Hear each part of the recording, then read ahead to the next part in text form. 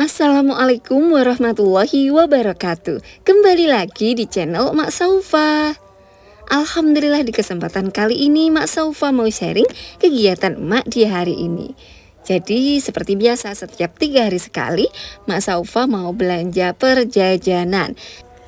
Dan seperti biasa emak belanjanya itu di agen BCA.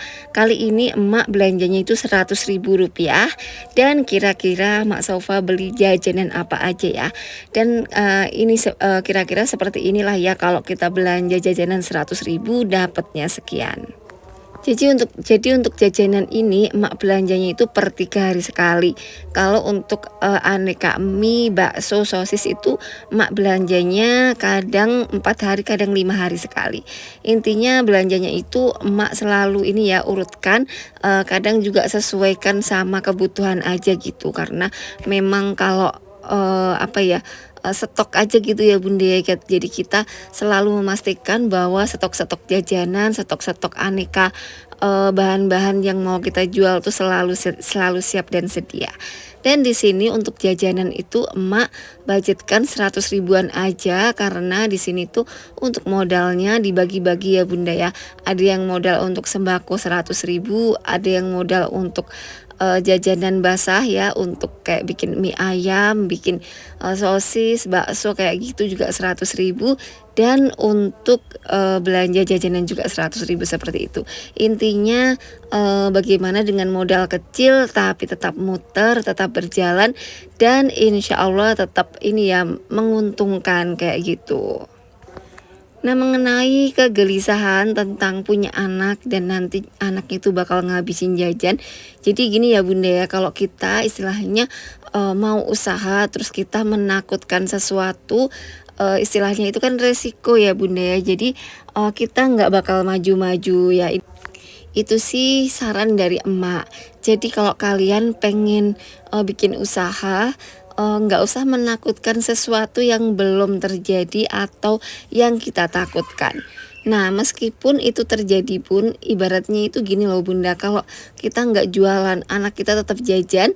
Kalau kita jualan, anak kita tetap jajan. Jadi puter aja gitu ya. Kalau seumpama anak emak itu dia budgetnya untuk jajan seumpama 2.000, ya udah dia bolehin ambil jajanan yang nilainya 2.000 kayak gitu. Jadi semua itu tuh bisa kok diatur ya, bisa apalagi justru kalau kayak gini tuh biar anak-anak itu kayak belajar bisnis dari kecil, belajar usaha, belajar jualan. Kayak contohnya aja nih Mas Asan, kalau ada yang beli gitu, dia terus menawarkan diri mau beli apa kayak gitu. Jadi kan dia ada PD, terus dari kecil tuh diasah untuk berjualan, karena mental orang berjualan tuh nggak semua orang punya. Mental orang berjualan itu kalau nggak dari kecil diasah, maka gedenya itu pasti dia akan malu gitu. Sedangkan kunci ibaratnya pintu rezeki itu kan ada salah satu pintunya, yaitu berjualan, berdagang. Jadi nggak ada salahnya kita itu mengajarkan anak untuk berdagang dari kecil, termasuk contohnya seperti ini ya, kita jualan kayak gini kan anak-anak ngelihat oh berjualan seperti ini.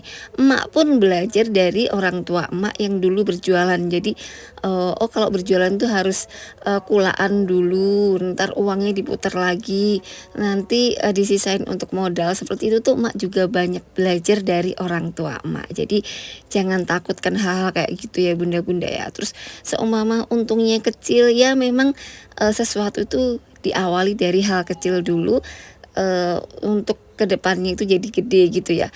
Bagaimana kita bisa mendapatkan sesuatu yang besar kalau kita tidak mau melewati proses yang kecil dulu. Seperti itulah kira-kira ya. Nah, jadi ini di video kalau seumpama kardus-kardus kayak gini, jadi bakal emak potong setengah gini ya Bunda, biar kelihatan looknya, biar kelihatan jajanannya seperti itu. Jadi ini emak potong-potong kayak gini.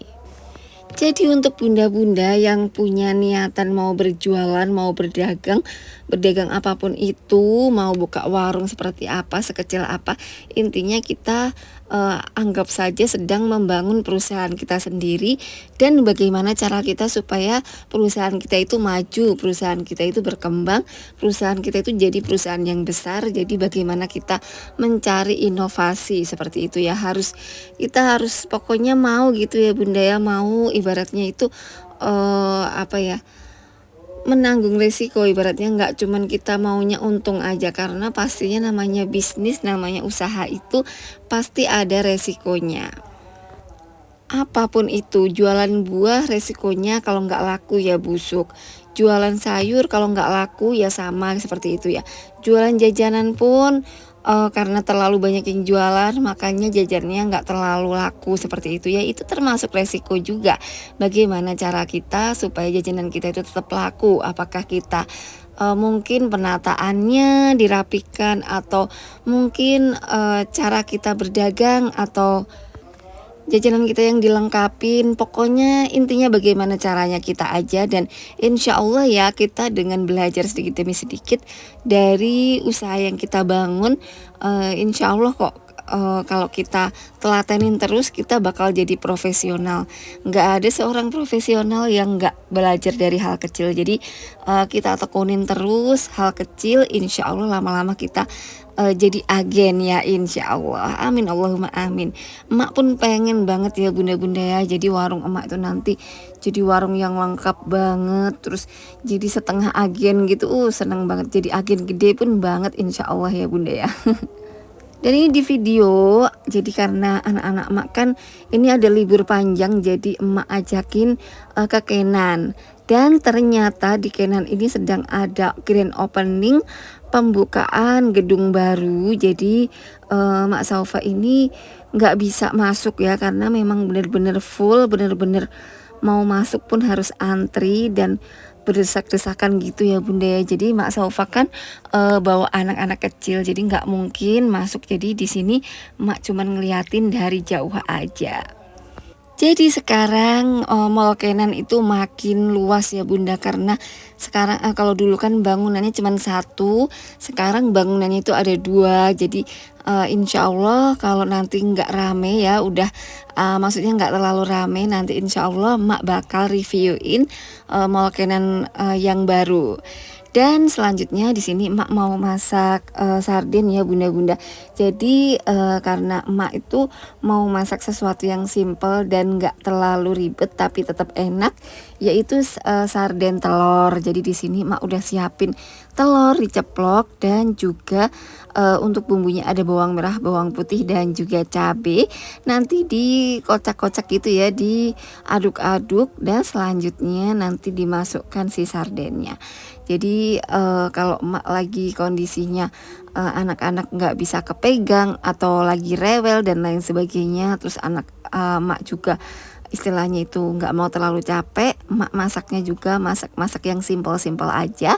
Kali ini emak bikin sarden telur aja. Oh iya, apa kabarnya bunda-bunda semua? Semoga selalu dalam lindungan Allah Subhanahu wa taala. Bunda-bunda semua semoga senantiasa dilancarkan rezekinya dan juga dimudahkan segala urusannya.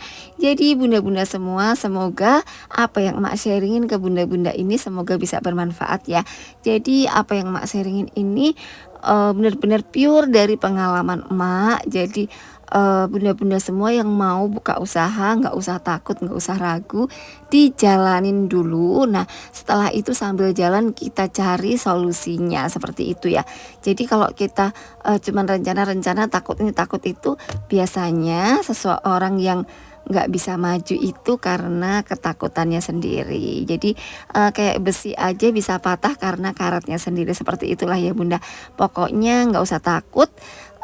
Selama kita mau belajar, mau mau belajar terus, mau mengasah diri, terus pokoknya maulah ya, mau konsisten untuk satu bidang gitu. Kalau kita terus konsistenin, kita rutinin tuh, kita bakal jadi pro. Dan kata ini juga ya para ekonomi yang para pebisnis yang udah sukses pun, bahwa semua bisnis itu diawali hal yang kecil, dan mereka itu terus konsisten, dan pantang menyerah. Jadi meskipun udah bangkrut, mereka nyari usaha apalagi yang baru, pokoknya mereka terus menggali dan menggali, tidak takut akan bangkrut. Pokoknya terus belajar terus aja gitu ya Bunda ya. Mak tuh ngelihat para pebisnis tuh rata-rata kayak gitu. Jadi jangan pernah takut sama resikonya. Intinya dari diri kita itu belajar bagaimana mengelola nanti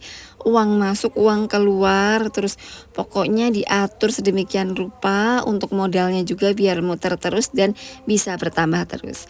Dan demikianlah vlog emak kali ini, semoga bisa menginspirasi bunda-bunda semua dan juga bisa bermanfaat. Mohon maaf kalau emak Saufa ada salah-salah kata. Sekali lagi terima kasih. Wassalamualaikum warahmatullahi wabarakatuh. Tunggu vlog emak berikutnya.